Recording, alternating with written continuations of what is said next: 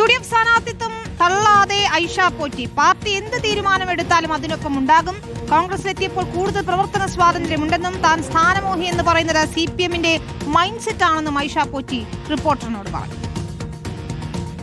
ഞാൻ പറയുന്ന കാര്യങ്ങൾ കേൾക്കാനും അത് മനസ്സിലാക്കാനും നമുക്ക് കൂടുതലൊരു ഫ്രീഡം ഉണ്ടെന്നുള്ളത് സത്യമാണ്.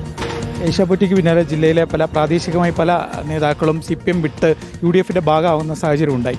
അങ്ങനെയെങ്കിലും CPM തിരുത്താൻ തയ്യാറാവുമെന്ന് തോന്നുന്നുണ്ടോ? ഇങ്ങനെ തുടർച്ചയായി കൊഴിഞ്ഞുപോക്ക് ഉണ്ടാവുന്ന സമയത്ത് ഇപ്പോഴത്തെ സ്ഥിതിയിൽ എനിക്ക് തോന്നുന്നേ ഇല്ല പാർട്ടി പഠിക്കുമെന്ന്. കാരണം എന്താണെന്ന് വെച്ചാൽ പോയെങ്കിൽ പോട്ടെ എന്ന് പറയുന്ന ഒരു സ്ഥിതിയാണ്. കറക്റ്റ് ചെയ്യുമെന്നൊന്നും തോന്നുന്നില്ല.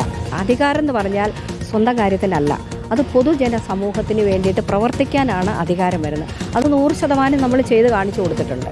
കോൺഗ്രസ് പറഞ്ഞാൽ ഐഷ പോറ്റി കൊട്ടാരക്കരയിൽ ഉണ്ടാകും. പാർട്ടി എന്ത് തീരുമാനിക്കുന്നു അതിനൊപ്പം ഞാനുണ്ടാവും. പാർട്ടി ഏത് തീരുമാനം എടുക്കുമ്പോഴും അതിനൊപ്പം ഉണ്ടാവും.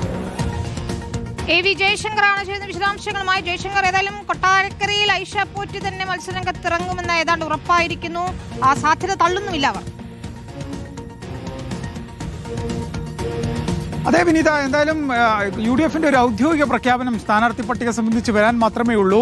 ഐഷ പോറ്റി തന്നെയാണ് കൊട്ടാരക്കരയിൽ UDF അവരുടെ ഏറ്റവും വലിയ സ്ഥാനാർത്ഥിയായി നിലവിൽ തീരുമാനിച്ചിരിക്കുന്നത്. അങ്ങനെ തന്നെയാണ് കാര്യങ്ങൾ പോകുന്നത്. പക്ഷേ ഐഷ പോറ്റി അത് സ്ഥിരീകരിക്കുന്നില്ല. ഒരു ഔദ്യോഗിക പ്രഖ്യാപനം വരട്ടെ എന്നാണ് അവർ ഇക്കാര്യത്തിൽ പറയുന്നത്. പാർട്ടി എന്ത് തീരുമാനിച്ചാലും ആ തീരുമാനം സ്വീകരിക്കുമെന്നും അതിനനുസരിച്ച് പ്രവർത്തിക്കുമെന്നും ഐഷ പോറ്റി പറയുന്നു.